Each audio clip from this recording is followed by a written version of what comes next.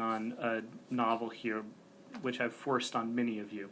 So I decided I wouldn't read from that today and would read some different stuff. So I'm going to try and squeeze 2 stories into my time limit, so I'm going to go quickly. But this first one, last summer I went on with some friends on a reading tour called The Dollar Store with Caroline Picard. Mm-hmm. And we all wrote stories about items that we bought each other from the dollar store. So this was my item. So I'm going to read a story about that. I bought the pink kitty fly swatter at a yard sale. Not even because it was cute, because we needed it. My wife and I had just moved out to the suburbs. We closed quickly on a house. She was pregnant unexpectedly and had wanted to be somewhere safe for the baby. I was totally against the suburbs, but Jess had been hormonal, and when she wouldn't stop sobbing in our Wicker Park walk-up, I relented. Her hormones followed us to suburban Barrington. After I mowed the lawn, Jess told me that it needed to be edged or our neighbors would think we were freaks. She said, "The lawn looks like your face if you had just got a buzz cut, but let your ear hair grow wild." She knew I was sensitive about my ear hair. I tried to keep it well trimmed. The people in Barrington had more money than we did. I went out that Saturday to look for an edger. There were always lots of yard sales, but an edger was hard to find. I'd made it all the way out past the river when I finally found one at a dumpy little house next to an empty field. There was just an old lady in a lawn chair. She sold me the edger for $20. I looked around at her folding tables. We still needed lots of stuff for the house. Besides some serious leaks, the garage was inexplicably filled with flies.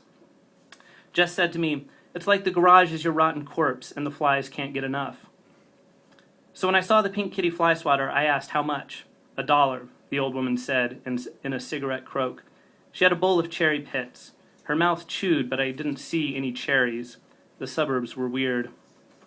When I got back to the house, I edged the lawn. Jess was looking at wallpaper for the nursery. She was making the frown she always made right before crying, so I went out to the garage to swat flies. I was out there for 4 hours. I killed over 150 flies. The pink kitty fly swatter was amazing. I swatted them right and left. I had multiple double plays, even a triple. I sliced them out of the air with what I felt was amazing accuracy. I had to sweep the floors when I was done. Later that night, I told Jess how I'd conquered the garage. I said I guess that made me Lord of the Flies. She didn't seem impressed. "There are mice in the kitchen," she said. "Why don't you take your cheesy jokes in there?" So next Saturday was spent hunting mice. Again, the pink kitty proved itself a worthy weapon. It was just the right size that with a good wrist snap I could knock a mouse clean dead. I killed 7. Jess said she felt our baby kick. I took it as a sign that our little girl was proud and that I was a worthy protector of my new family. It was then that I started wearing the pink kitty in my belt everywhere I went. Kind of like this. Jess made friends with the neighbors. They had already purchased many onesies and wallpapered 2 rooms. They were pregnant with a 3rd. This seemed to ease her into the house, into the neighborhood, and she complained less. I killed more vermin. When we took walks, cats avoided me, birds flew away. They could see the swatter on my belt. When the neighbors asked us to watch their house and dog for a weekend, Jess agreed on my behalf. First day they were gone, I went over and killed all the flies in their garage. When I went inside to feed their golden retriever, he growled at me. He'd always been friendly when they were around, but now he seemed scared and violent. Before I could get to his food, he lunged at me, snapping. Unfortunately, my reflexes were honed, and I struck out with the pink kitty, smacking him right between the eyes. To my great surprise, he dropped to the floor, dead as a rug. The neighbors didn't come back for 3 days. They hadn't left a number. We had no way to get in touch with them. Animal control removed the dog. It was stiff, its dog lips fixed in a snarl. When they returned, I had to go over and explain what had happened. "Seriously, I hope you're not wearing that thing over there," Jess said. I took the pink kitty out of my belt and handed it to her sheepishly. It didn't feel safe to leave the house without it. Things didn't go well at the neighbors. I had probably lost Jess her only friends in the suburbs. When I returned, she was asleep on the couch where I had left her.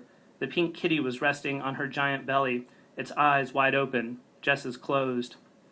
Disturbed, I removed it and helped her upstairs to the bedroom. In the morning, she miscarried. We went to the hospital. She was screaming, crying. It was horrible. We were up all night. I snapped the fly swatter in 2 pieces and threw it in the trash can in the hospital room. I talked to doctors, signed papers, held Jess's hand. Her parents came. We all cried. I fell asleep with her in the hospital bed. When I woke up many hours later, the 2 halves of the pink kitty fly swatter were resting on both of our chests, and I knew we were next.